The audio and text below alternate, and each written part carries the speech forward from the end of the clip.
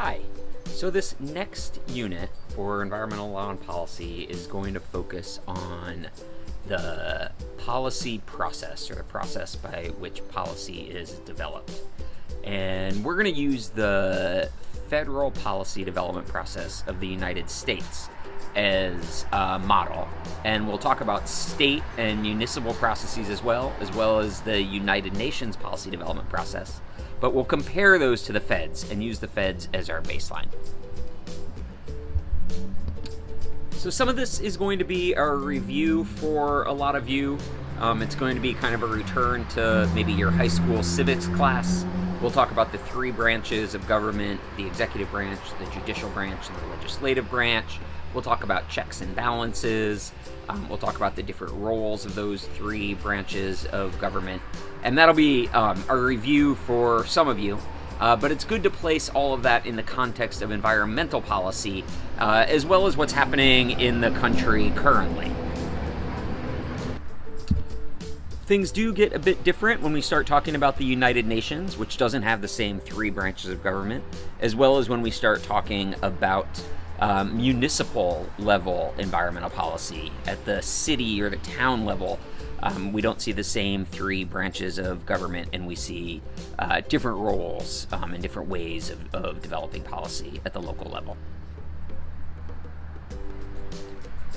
But one important thing that I want you to remember as we dig into policy development and our kind of big picture introduction to environmental policy making and governance is that policy making is an evolutionary process, meaning that our policies are not static.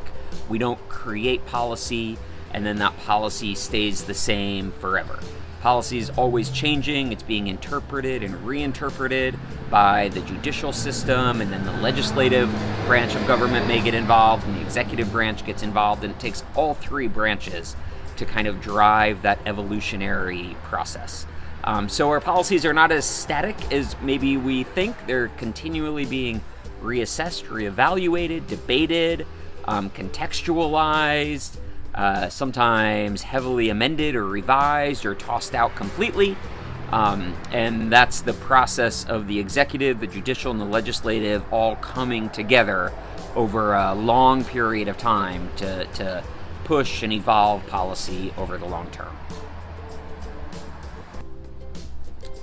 And lastly, so there is a new assignment for this unit, and that is that you are to attend a policy making meeting or a meeting of government somewhere here in the city of Plattsburgh or wherever you're located right now, or Clinton County. What that means is that you're going to have to find out when your local government holds its meetings, the location and the agenda for the meeting that's coming up, and then you're going to go and attend that meeting, take notes, and make some reflections on what you observe. I only announce that now in the introduction for the unit so that you are aware that that assignment is coming, so that you can go ahead and make plans for that, so that you don't miss the meetings that are coming up. All right, so with that, let's dive on in and begin our exploration of environmental policy making and our introduction to environmental governance for Unit 2.